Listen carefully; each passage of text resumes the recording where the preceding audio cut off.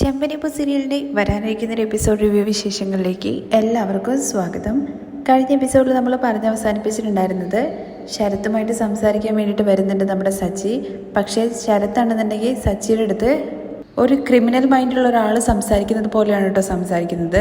സച്ചി പറയുന്ന കാര്യങ്ങളൊന്നും കേൾക്കാൻ വേണ്ടിയിട്ട് അവൻ തയ്യാറല്ല. അങ്ങനെ അവസാനം സച്ചി അവിടെ നിന്ന് പോവുകയാണ് ചെയ്യുന്നത്. ആ വിശേഷങ്ങൾ കേൾക്കാത്തവർ ആരെങ്കിലും ഉണ്ടെന്നുണ്ടെങ്കിൽ അതിൻ്റെ ലിങ്ക് ഞാൻ ഐക്കാർട്ടിലും അതുപോലെ പിൻ കമൻറ്റായിട്ടും കൊടുത്തേക്കാം കേട്ടോ. ബാക്കി വിശേഷങ്ങൾ നോക്കാം. സച്ചി ഹോസ്പിറ്റലിൽ നിന്ന് നേരെ ചെല്ലുന്നത് കാർ ഷെഡിലേക്കാണ് കേട്ടോ. അവിടെ മഹേഷ് ഉണ്ട്. സച്ചി ഇങ്ങനെ ഇരിക്കുന്ന കാണുന്ന സമയത്ത് മഹേഷ് വന്ന് ചോദിക്കുന്നുണ്ടോ, അല്ല സച്ചി എന്താ പറ്റിയത്, നീ എന്താ ഒരുമാതിരി ഇരിക്കുന്നത്, എന്താണ് നീ ഒന്നും മിണ്ടാത്തെന്നുള്ള കാര്യമൊക്കെ ചോദിക്കുമ്പോഴേക്കും സച്ചി പോക്കറ്റിൽ നിന്ന് ചെറിയൊരു കുപ്പി എടുത്തിട്ട് അപ്പാടെ കുടിക്കുകയാണ് കേട്ടോ. മഹേഷ് ഒരു വിധത്തിൽ അത് പിടിച്ചു മാറ്റുന്നുണ്ട് കേട്ടോ. കുപ്പി മഹേഷ് മേടിച്ചതിന് ശേഷം സച്ചി അങ്ങ് റേസ് ആവുന്ന രീതിയിൽ പറയുന്നുണ്ട് കേട്ടോ. അവൻ എൻ്റെ അടുത്ത് എന്ത് വർത്താനാ പറഞ്ഞെന്നുള്ള കാര്യം നിനക്കറിയോ, ആരെ കുറിച്ചിട്ടാണ് നീ പറയുന്നെന്നുള്ള കാര്യം മഹേഷ് ചോദിക്കുമ്പോൾ രേവതിയുടെ അനിയൻ അവനില്ലേ, അവനെ കുറിച്ച് തന്നെ. അവൻ എന്ത് ചെയ്തു എന്നാണ് നീ പറയുന്നത്, നീ കൈയൊടിച്ചിട്ട് അവൻ ഹോസ്പിറ്റലാണെന്നുള്ള കാര്യത്തെക്കുറിച്ചല്ലേ പറഞ്ഞത്. അതേടാ, അത് കാണാൻ തന്നെ ഞാൻ പോയതല്ല, അച്ഛൻ പറഞ്ഞതുകൊണ്ട് പോയതാണ്. അവനെ വീഡിയോ കാണിച്ചിട്ട് എങ്ങനെയെങ്കിലും തിരുത്താന്ന് വിചാരിച്ചിട്ടാണ് ഞാൻ പോയത്. പക്ഷെ അവൻ എന്നെ വറുത്ത് പൊരിച്ചു. എടാ നീ കുറച്ച് സമാധാനപ്പെട്ട്, അവൻ എന്താ പറഞ്ഞെന്നുള്ള കാര്യം നീ ആദ്യം പറ. അവൻ ചെയ്തത് തെറ്റല്ല എന്നുള്ള കാര്യമാണ് അവൻ പറയുന്നത്. എന്റെ അമ്മ അവനെ കുറ്റപ്പെടുത്തിയത് കൊണ്ട് അതിന് പകരം ചെയ്തതാണ്, ന്യായമാണെന്നുള്ള കാര്യങ്ങളെ കുറിച്ചൊക്കെയാണ് അവൻ പറയുന്നത്. പണമാണ് വരുന്നത് എന്നുള്ള കാര്യം അവൻ എനിക്ക് ക്ലാസ് എടുക്കുന്നു. എന്താണ് നീ പറയുന്നത്, അവനൊരു പേടിയില്ല എന്നുള്ള കാര്യം ചോദിക്കുമ്പോൾ അവനൊന്നും ഒരിക്കലും തിരുത്താൻ വേണ്ടി പറ്റില്ല. അവൻ എന്ത് വർത്താനം പറഞ്ഞെന്നുള്ള കാര്യം അറിയോ, അവന്റെ സംസാരം കേട്ടപ്പോൾ അവനെ പിടിച്ച് കൊല്ലാനാണ് എനിക്ക് തോന്നിയത്. എടാ നീ ഓൾറെഡി കൈ തിരിച്ചുകൊണ്ടാണ് അവനിപ്പോ ഹോസ്പിറ്റലിൽ കിടക്കുന്നത്. ഇനി വീണ്ടും അടിക്കാൻ പോകുന്ന കാര്യത്തെക്കുറിച്ചാണോ നീ പറയുന്നത്? എന്നാൽ അത് കണ്ടിട്ട് അവന് പേടിയില്ല എന്നുള്ള കാര്യം പറഞ്ഞല്ലോ, അതാണ് എനിക്ക് അത്ഭുതം തോന്നുന്നത്. ഇപ്പോഴത്തെ പിള്ളേരൊക്കെ ഇങ്ങനെ തന്നെയാണെന്നൊക്കെ മഹേഷ് പറയുമ്പോൾ ശരിയാണിടാ, അവനൊക്കെ ക്രിമിനലാണ്, പക്ക ക്രിമിനൽ. ഇതിനെല്ലാം കാരണം ആ ആന്റണിയുടെ കൂടെയുള്ള നടപ്പാണെന്ന് മഹേഷ് പറയുമ്പോൾ ആരുടെ കൂടെ നടന്നാലും എന്താടാ, അവന് ബുദ്ധിയില്ലേ, അവൻ പഠിച്ചവനല്ലേ. ഇതിന് നീ പോയി കുടിച്ചിട്ട് എന്ത് കാര്യമാണുള്ളത്, നിന്റെ ശരീരം വെറുതെ കെടുത്താൻ വേണ്ടി. എടാ അവൻ എന്ത് വർത്താനാ പറഞ്ഞെന്നുള്ള കാര്യം അറിയോ, അവനേക്കാൾ വലിയവനെ ഞാൻ അടിച്ചൊതുക്കിയിട്ടുണ്ട്. പക്ഷെ അവൻ എൻ്റെ അടുത്ത് ബഹുമാനം ഇല്ലാതെ സംസാരിച്ചു. അതൊക്കെ വിടടാ, അവൻ ചിലപ്പം കള്ളത്തരം പിടിച്ചില്ലേ, ആ ഒരു ഇതിന്റെ പേരിൽ സംസാരിച്ചതായിരിക്കും. അവന് പറഞ്ഞ വർത്താനം കേട്ട് കഴിഞ്ഞാൽ ഞാൻ പോയിട്ട് അവന്റെ മറ്റേ കൈയും കൂടി ഒടിക്കേണ്ടതാണ്. നീ നോർമലി നിന്നിട്ടാണ് അവന്റെ ഒരു കൈ ഒടിച്ചത്, ഇനി പോരാത്തിന് കുടിച്ചും കൂടി അങ്ങോട്ട് പോകാൻ വേണ്ടി പോവാണോ? എടാ അവൻ എൻ്റെ അടുത്ത് പറയാണ് ഞാനൊരു ഡ്രൈവറാണെന്നും അവസാനം വരെ വെറും ഒരു ഡ്രൈവർ മാത്രമായിരിക്കും, സ്വന്തം ഭാര്യ ആഗ്രഹിച്ച സ്വർണം പോലും മേടിക്കാൻ പറ്റാത്ത വെറും ഒരു കേവല ആളാണ് ഞാനെന്നുള്ള കാര്യമൊക്കെ അവൻ എൻ്റെ മുഖത്ത് നോക്കി പറഞ്ഞു. പറയടാ ഞാനും പോയിട്ട് കൊള്ളയടിക്കണോ? രേവതി ഇതിനെക്കുറിച്ച് അറിഞ്ഞു കഴിഞ്ഞാലുണ്ടല്ലോ അവന്റെ നാക്ക് വെട്ടിക്കളയും. ഇപ്പോഴത്തെ പിള്ളേരൊക്കെ ഇങ്ങനെ തന്നെയാണ്, നീ അത് വിട് എന്നുള്ള കാര്യം മഹേഷ് പറയുമ്പോൾ പാവാണ്ട രേവതി ചെറുപ്പം മുതലേ ജോലി ജോലി എന്ന് പറഞ്ഞ് ഓടിക്കൊണ്ടിരിക്കുകയാണ്. ഇപ്പോഴാണ് അവൾ സ്വന്തമായിട്ട് കടയൊക്കെ ആരംഭിച്ചിട്ട് സന്തോഷമായിട്ടിരിക്കുന്നത്. എന്നെ കൊണ്ട് പറ്റുന്ന വിധം ഞാൻ അവളെ നല്ല രീതിയിലല്ലേ നോക്കുന്നത്. നീ പറയടാ ഞാൻ അവളെ നന്നായിട്ട് നോക്കുന്നില്ലേ? ആടാ നീ നന്നായിട്ട് നോക്കുന്നുണ്ടെന്ന് മഹേഷ് പറയാണ്. പിന്നെ എന്തിനാണ് അവൻ അങ്ങനെ പറഞ്ഞത്? ശരി, അങ്ങനെ സങ്കടപ്പെട്ടുകൊണ്ട് ഇങ്ങനെ ഓരോന്ന് പറയുന്നുണ്ട് കേട്ടോ സച്ചി. ആ സമയത്ത് നീ വന്ന് കുറച്ചു നേരം കിടക്കുക, റെസ്റ്റ് എടുത്ത് എല്ലാം ശരിയാകുമെന്ന് പറയുകയാണേ. എന്നിട്ട് പിടിച്ചെണീപ്പിക്കാൻ വേണ്ടി നോക്കുമ്പോഴേക്കും മഹേഷിനെ കൈ പിടിച്ചിട്ട് പറയുന്നുണ്ട്, ഞാൻ അവനെ ഭാര്യയുടെ അനിയനായിട്ടല്ല കണ്ടത്, സ്വന്തം അനിയനായിട്ടാണ്. അതുകൊണ്ടാണ് എന്റെ ബൈക്ക് മോഷ്ടിച്ച കാര്യം അറിഞ്ഞിട്ട് പോലും ആരും അറിയരുതെന്ന് ഞാൻ വിചാരിച്ചത്. പക്ഷെ അവൻ എന്റെ മുഖത്ത് നോക്കിയിട്ട് ഞാനൊരു കുടിയനാണെന്നുള്ള കാര്യം പറഞ്ഞു. എടാ നീ പറയടാ ഞാനൊരു കുടിയനാണോ?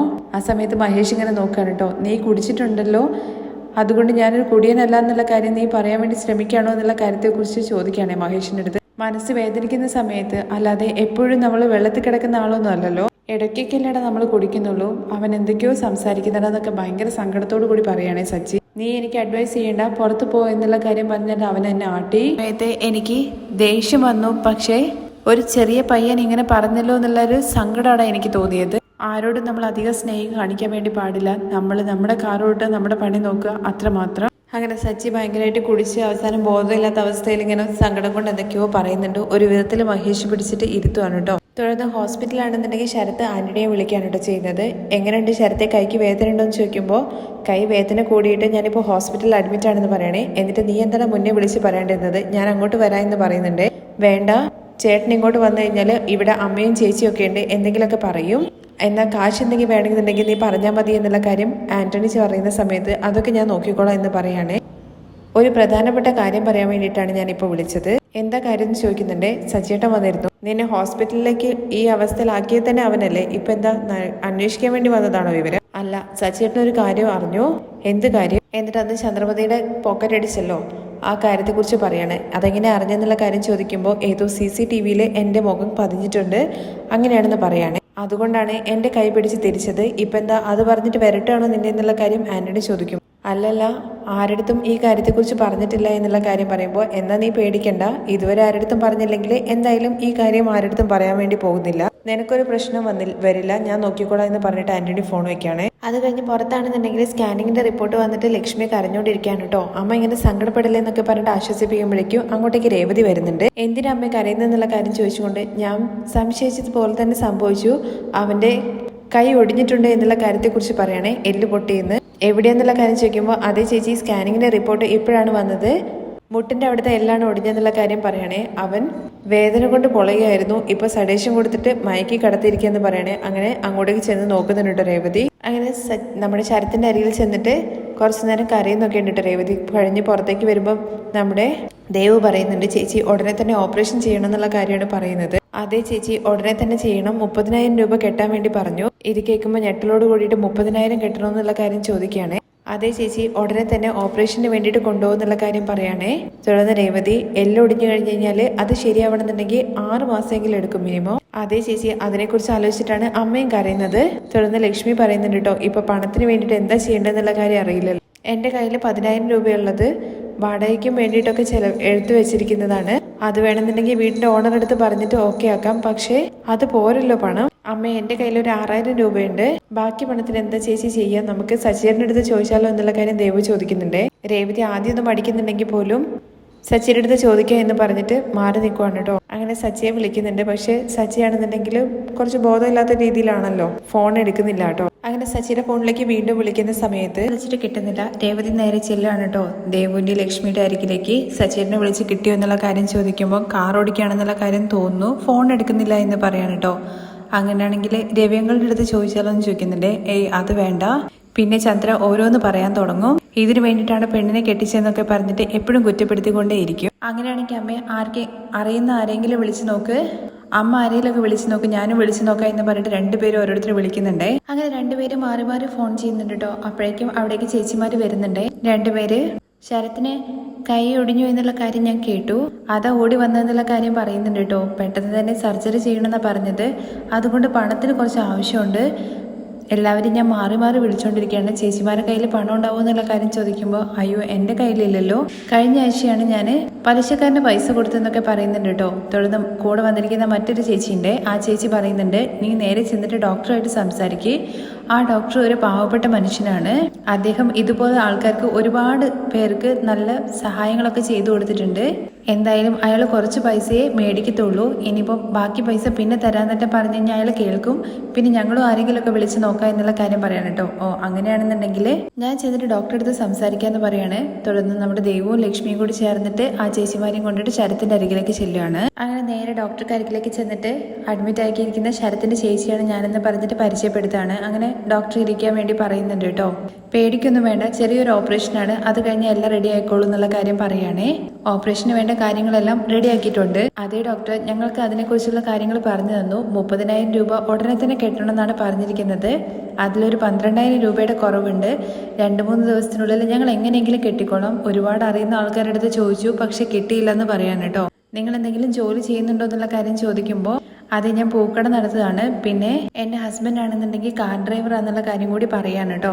ശരി, കുഴപ്പമില്ല, ബില്ല് കെട്ടുന്ന രീതി ഒരു ഇൻസ്റ്റാൾമെന്റ് പോലെയുള്ള സിസ്റ്റം ഇവിടെ അവൈലബിൾ ആണ്, അതുകൊണ്ട് പേടിക്കൊന്നും വേണ്ട, നിങ്ങൾ പതിയെ കെട്ടിയാൽ മതി. ഓപ്പറേഷൻ എന്തായാലും ഞാൻ ഉടനെ തന്നെ ചെയ്യാമെന്ന് ഡോക്ടർ പറയാണ് കേട്ടോ. ഇത് കേൾക്കുമ്പോൾ രേവതി ഒരുപാട് നന്ദിയൊക്കെ പറയുന്നുണ്ട്. ആരടുത്ത് പോയിട്ടാണ് പണം ചോദിക്കേണ്ടതെന്നുള്ള കാര്യം അറിയാത്തൊരവസ്ഥയിലായിപ്പോയി ഞങ്ങള്. എന്തായാലും ഡോക്ടർ ചെയ്യുന്നത് വലിയൊരു കാര്യമാണ്, ഒരുപാട് നന്ദി എന്നൊക്കെ വീണ്ടും രേവതി നന്ദി പറയണേ. അതൊന്നും കുഴപ്പമില്ല എന്ന് പറയണേ. അത് കഴിഞ്ഞിട്ട് ഡോക്ടർ ചോദിക്കുന്നുണ്ട്, നിങ്ങളുടെ അനിയൻ കോളേജിൽ പഠിച്ചുകൊണ്ടിരിക്കുകയാണല്ലേ? അതേ ഡോക്ടർ, കോളേജിൽ പഠിക്കുന്ന പയ്യനാണ്, അവനിനി എക്സാം എഴുതാൻ വേണ്ടി പറ്റുമെന്നറിയില്ല, അതിൻ്റെ ഇടയ്ക്കാണ് ഇങ്ങനെ കൈക്ക് പറ്റിയെന്നൊക്കെ പറയുന്നുണ്ട് കേട്ടോ. അവൻ നന്നായിട്ട് പഠിക്കുന്ന പയ്യനാണോ അതോ വീട്ടിലെന്തെങ്കിലും പ്രശ്നം നടത്തുന്ന ഒരാളാണോ എന്നുള്ള കാര്യം ചോദിക്കുകയാണെ നമ്മുടെ ഡോക്ടർ. അങ്ങനെയൊന്നുമില്ല ഡോക്ടർ, എന്താ അങ്ങനെ ചോദിച്ചത്? ബൈക്കിൽ നിന്ന് താഴെ വീണു എന്നുള്ള കാര്യമല്ലേ അവൻ പറഞ്ഞത്? അതേ ഡോക്ടർ, അത് സത്യമല്ല, എന്താ അങ്ങനെ പറഞ്ഞെന്നുള്ള കാര്യം ചോദിക്കുമ്പോൾ മുട്ടിന്റെ മേലെയുള്ള എല്ലാണ് ഒടിഞ്ഞിരിക്കുന്നത്. അവിടെയുള്ള എല്ല് പൊട്ടണമെന്നുണ്ടെങ്കിൽ ഒന്നെങ്കിൽ ഹൈറ്റിൽ നിന്ന് താഴേക്ക് വീഴണം, ഇല്ലെങ്കിൽ എന്തെങ്കിലും കനമുള്ള സാധനം നമ്മുടെ കയ്യിൽ വീഴണം. എന്നാൽ ഇവനാണെന്നുണ്ടെങ്കിൽ ബൈക്കിൽ നിന്ന് താഴെ വീണു എന്നാണ് പറഞ്ഞത്. പുറത്താണെന്നുണ്ടെങ്കിൽ ഒരു തൊലി പോലും ഇളകിയിട്ടില്ല, പ്രത്യേകിച്ച് മുറിവോ ഒന്നും പറ്റിയിട്ടില്ല. പിന്നെ എങ്ങനെയായിരിക്കും ഡോക്ടർ എന്നുള്ള കാര്യം ചോദിക്കുമ്പോൾ അവനെന്തോ അടിപിടിക്ക് പോയിട്ടുണ്ടെന്ന് പറയുകയാണെ ഡോക്ടർ ആരോ നല്ല ഫോഴ്സ് കൊടുത്തിട്ട് അവന്റെ കൈ പിടിച്ച് തിരിച്ചിട്ടുണ്ട്. അതുകൊണ്ടാണ് മുകളിലുള്ള പകുതി എല്ലും കൂടി ഒടിഞ്ഞിരിക്കുന്നത്. ഞാൻ ചോദിച്ച സമയത്ത് അവൻ എന്തൊക്കെയോ പറഞ്ഞ് ഒപ്പിക്കാൻ വേണ്ടി ശ്രമിച്ചു, പക്ഷേ വേറെ എന്തൊക്കെയോ നടന്നിട്ടുണ്ട്. അതെന്താന്നുള്ള കാര്യം എന്തായാലും നിങ്ങളൊന്ന് അന്വേഷിച്ച് നോക്കൂ എന്ന് പറയുകയാണെ ശരി ഡോക്ടർ, ഞാൻ അത് അന്വേഷിച്ച് നോക്കിക്കോളാം, താങ്ക് യു ഡോക്ടർ എന്നൊക്കെ പറഞ്ഞിട്ട് രേവതി അവിടെ നിന്ന് ഇറങ്ങുവാണേ. അത് കഴിഞ്ഞ് കാണിക്കുന്നത് നമ്മുടെ ശരത്തിന്റെ സർജറി ഒക്കെ കഴിഞ്ഞിട്ട് റൂമിലേക്ക് മാറ്റുന്നതാണ് കേട്ടോ. ബെഡിൽ കൊണ്ടേ ഇരുത്തുന്നൊക്കെ ഉണ്ട്. അത് കഴിഞ്ഞതിന് ശേഷം വേദന ഉണ്ടോ എന്നുള്ള കാര്യം ചോദിക്കുമ്പോൾ സർജറി കഴിഞ്ഞപ്പോൾ എന്തോ മരുന്ന് തന്നിട്ടുണ്ട്, അതുകൊണ്ട് ഇപ്പോൾ വലിയ വേദന ഇല്ല എന്ന് പറയുകയാണെ. അതേസമയം നമ്മുടെ രേവതി ആണെങ്കിൽ അവിടെ അരികിൽ നിന്നിട്ട് എന്തൊക്കെയോ ചിന്തിച്ചുകൊണ്ട് നിൽക്കുവാണ്. അങ്ങനെ രേവതി എന്തോ പോലെ നിൽക്കുന്ന സമയത്ത് രേവതി, നീ എന്താ സങ്കടപ്പെട്ട് നിൽക്കുന്നത്? എന്തായാലും ഓപ്പറേഷനൊക്കെ കഴിഞ്ഞില്ലേ, ഇപ്പൊ കുഴപ്പമൊന്നുമില്ലല്ലോ. എനിക്കും ഭയങ്കര ടെൻഷനുണ്ട്, പക്ഷെ എന്ത് ചെയ്യാനാ, ഇതോടുകൂടി പോയെന്ന് വിചാരിക്കാം വലുതെന്തോ വരാനുള്ളത്. കോളേജിൽ പോകാൻ വേണ്ടിയിട്ടായിരിക്കും എന്തായാലും കഷ്ടം. അപ്പോഴേക്കും അമ്മയെ സമാധാനിപ്പിക്കാൻ വേണ്ടി ദേവു പറയുന്നുണ്ട്, അമ്മ ഒരു 2 ആഴ്ച ലീവ് എടുക്കാം, അത് കഴിഞ്ഞ് ഡോക്ടർ പോകാന്നുള്ള കാര്യം പറഞ്ഞല്ലോ. ആദ്യം ആ ഡോക്ടർക്ക് വേണം നന്ദി പറയാൻ വേണ്ടിയിട്ട്. കാശിന് വേണ്ടിയിട്ട് എന്ത് ചെയ്യും എന്നുള്ള കാര്യം അറിയാതെ നിൽക്കുമായിരുന്നു. അവര് നമുക്ക് നല്ല സമയത്താണ് ഉപകാരം ചെയ്തിരിക്കുന്നത്. തുടർന്ന് രേവതി ഇതെല്ലാം കേട്ടിട്ട് പ്രത്യേകിച്ചൊന്നും പറയുന്നില്ല കേട്ടോ. കുറച്ച് കഴിയുന്ന സമയത്ത് നമ്മുടെ ശരത്തിന്റെ അരികിലേക്ക് ചെന്നിട്ട്, ശരത്തെ നിനക്ക് എങ്ങനെ ഇങ്ങനെ അപകടം പറ്റിയെന്നുള്ള കാര്യം ചോദിക്കുമ്പോൾ, അത് ഞാൻ ചേച്ചി പറഞ്ഞില്ലേ, ബൈക്കിൽ നിന്ന് വീണു. ഓഹോ, എവിടെ വീണത് നീ? ഏത് ഏരിയയിലാണ്? അത് ചേച്ചി അവിടെ കഴിഞ്ഞ് വരുന്നുള്ള കാര്യം ഇങ്ങനെ ഒരു സ്ഥലത്തിന്റെ പേര് പറയുന്നുണ്ട് കേട്ടോ. ആരുടെ ബൈക്കാ ഇത്? നിനക്ക് ബൈക്കില്ലല്ലോ. എന്റെ ഫ്രണ്ടിന്റെ ബൈക്കാന്ന് പറയുമ്പോൾ, ഫ്രണ്ട് എന്ന് പറഞ്ഞ ആരാണ്? എന്റെ കൂടെ പഠിക്കുന്നേ? ഓഹോ അങ്ങനെയാണോ? ആ ഫ്രണ്ടിന് നീ ഇപ്പൊ ഫോൺ ചെയ്യേ. ദേവു ആ പയ്യനെ വിളിക്ക്, നമ്പർ പറഞ്ഞു കൊടുക്കടാ. എന്തിനാ ചേച്ചി എന്നുള്ള കാര്യം ചോദിക്കുമ്പോൾ നമ്പർ പറയാനാ പറഞ്ഞത്. ഫോൺ ചെയ്തിട്ട് ദേവു അവൻ്റെ അടുത്ത് ഇങ്ങോട്ട് വരാൻ വേണ്ടി പറ. തുടർന്ന് ലക്ഷ്മി ചോദിക്കുന്നുണ്ട്, എന്തിനാ രേവതി ഇപ്പൊ ഇതിനെ കുറിച്ചൊക്കെ സംസാരിക്കുന്നത്? അമ്മ മിണ്ടാതിരിക്കേ. ശരത്തെ ആ ഫ്രണ്ടിന്റെ അടുത്ത് വരാൻ വേണ്ടി പറ. അവന്റെ ബൈക്കിന് എന്തെങ്കിലും പറ്റി കാണില്ലേ, ആ ബൈക്ക് എടുത്തിട്ട് ഇങ്ങോട്ട് വരാൻ പറ. ഉടനെ തന്നെ ഇവിടെ എത്തണം. അത് ചേച്ചി എന്ന് പറഞ്ഞ് ശരത്ത് തുടങ്ങുമ്പോഴേക്കും ലക്ഷ്മി പറയുന്നുണ്ട് കേട്ടോ, അവൻ തന്നെ ഇപ്പൊ വേദന സഹിച്ചിട്ട് കിടക്കുവാണ്, അവൻ എന്തെങ്കിലും ബൈക്ക് എടുത്ത് പോകുന്ന സമയത്ത് വീണ് കാണും, എന്തിനാ ഇപ്പൊ ഇതിനെ കുറിച്ചൊക്കെ ചോദിക്കുന്നതെന്നുള്ള കാര്യം ലക്ഷ്മി ചോദിക്കുകയാണ്. അമ്മേ ഇവൻ കള്ളം പറയാണ്. എന്താ ചേച്ചി പറയുന്നതെന്നുള്ള കാര്യം ദേവു ചോദിക്കുമ്പോൾ, അതേ ദേവു, ഇവൻ വണ്ടിയിൽ നിന്നും വീണതല്ല, ആരോ ഇവനെ അടിച്ചിട്ടുണ്ട്. അയ്യോ അടിച്ചു എന്നോ?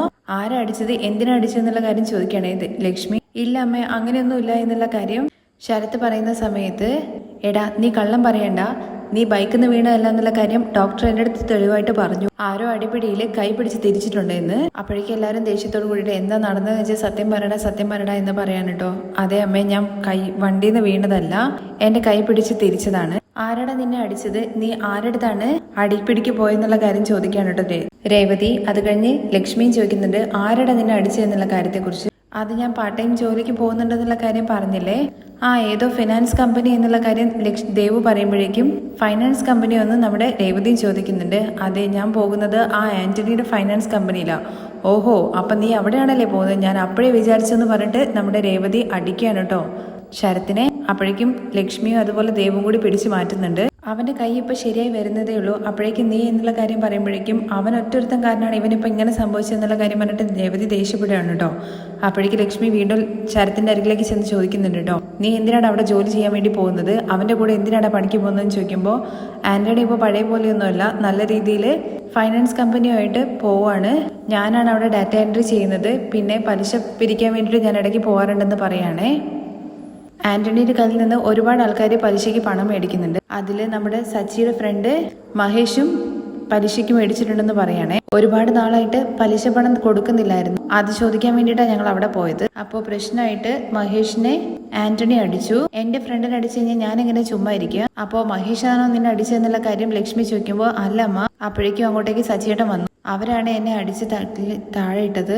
സച്ചിയേട്ടനാണ് എന്റെ കൈ തിരിച്ചു ഓടിച്ചതെന്നുള്ള കാര്യത്തെക്കുറിച്ച് പറയുകയാണേ. നീ പറയുന്നത് സത്യമാണോ എന്നുള്ള കാര്യം ലക്ഷ്മി ചോദിക്കുന്ന സമയത്ത്, അതേ സത്യം തന്നെയാണ്, ഞാൻ ഒരുപാട് തവണ പറഞ്ഞു സച്ചിയേട്ടാ വിട് എന്ന് പറഞ്ഞ് ഞാൻ ഒരുപാട് കരഞ്ഞു, പക്ഷേ സച്ചിയേട്ടൻ എന്നെ കൈ പിടിച്ച് തിരിച്ചു.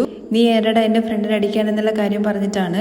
സച്ചി എന്തിനാ അങ്ങനെ ചെയ്തതെന്നുള്ള കാര്യം ലക്ഷ്മി ചോദിക്കുമ്പോൾ, അറിയില്ല, ഞാൻ ഒരുപാട് കെഞ്ചി പറഞ്ഞതാണ് അടിക്കല്ലേ എന്നുള്ള കാര്യം, പക്ഷേ കേട്ടില്ല. കുടിച്ചിട്ടുണ്ടെന്നാണ് തോന്നുന്നത്, ഒരുപാട് സ്മെല്ലുണ്ടായിരുന്നു എന്നൊക്കെ പറയാണ് കേട്ടോ കള്ളം. ഇത് കേൾക്കുന്ന സമയത്ത് ദേവു പറയുന്നുണ്ട് കേട്ടോ, സച്ചേട്ടൻ ഇങ്ങനെ ഒരു പണി ഒപ്പിച്ച് വെച്ചിട്ട് അത് ചേച്ചിൻ്റെ അടുത്ത് പോലും പറഞ്ഞില്ലല്ലോ. തുടർന്ന് ലക്ഷ്മി പറയുന്നുണ്ട്, ഞാൻ സ്വന്തം മകനെ പോലെയാണ് അവനെ കണ്ടത്, എന്നിട്ട് അവൻ തന്നെ ഇങ്ങനെ ചെയ്തല്ലോ, വേറെ ആരെങ്കിലാണ് ഇങ്ങനെ ചെയ്തതെന്ന് വെച്ചാൽ അവന്റെ വീട്ടിൽ കയറിയിട്ട് ഷർട്ടിന്റെ കോളർ പിടിച്ച് ചോദിക്കായിരുന്നു. ഇപ്പൊ അത് പറ്റാത്ത അവസ്ഥയായല്ലോ. ചേച്ചി, സച്ചിയേട്ടൻ മാറിയെന്ന് ചേച്ചി ഇങ്ങനെ പറയുന്നുണ്ടല്ലോ, പക്ഷേ ഒരിക്കലും മാറില്ല, അദ്ദേഹം ഒരിക്കലും മാറില്ല എന്നൊക്കെ പറഞ്ഞിട്ട് ഇങ്ങനെ രേവതിയെ കുത്തുന്ന രീതിയിൽ ഇങ്ങനെ ഓരോന്ന് പറയാണ്.